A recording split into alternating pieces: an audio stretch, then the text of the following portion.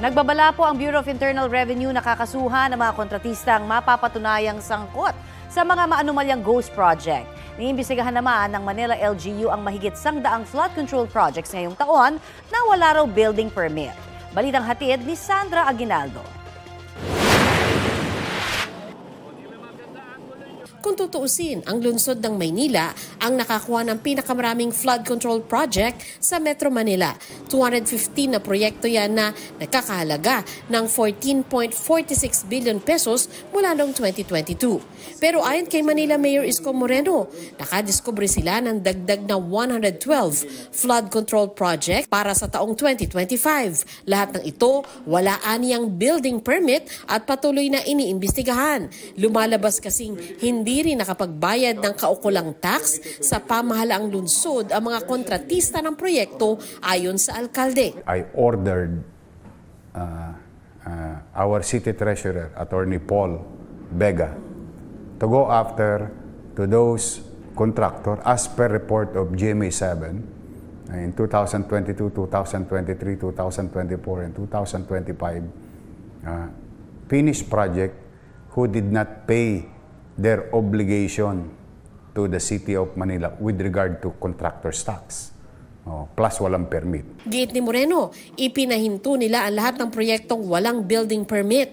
Bubusisiin rin aniya kung kailangan ba talaga ng syudad ng Maynila ang mga flood control project at kung sino ang mga sangkot kung may sabwatan sa mga proyekto. Sino ba ang gumawa ng pagkakamali? Tas ano na yan? Paakyat na yan. Kalaunan, may mga mananagot na dyan na taong gobyerno. And that includes local government official. Narito ako ngayon sa Sunog Apog Pumping Station ng DPWH dito sa Maynila. Sinasabing 7 years in the making dahil mula na simulan ito noong 2018 ay hindi pa rin ito na-turn over sa MMDA. Ayon sa DPWH ay patuloy ang kanilang trabaho dito para ma-upgrade nila ang pumping station. Isa ang pumping station na ito sa halimbawa ng Manila LGU ng proyektong hindi raw ikinonsulta sa kanila. Pero sabi ng DPWH, makatutulong ang pumping station para maibsan ang baha sa lugar. Paliwanag ng DPWH, lubhang marami raw ang nakukuhang basura sa estero at malala rin ang siltation doon. Resulta, lagi raw nasisira ang pumping station. Kaya ito sumasailalim sa upgrading na may budget na mahigit 94 million pesos. Ang Bureau of Internal Revenue maghahabol din sa mga kontratista ng umano'y mga ghost projects. Ang mga mapatutunayang sangkot sa anomalya, pwede rin daw kasuhan ng tax evasion.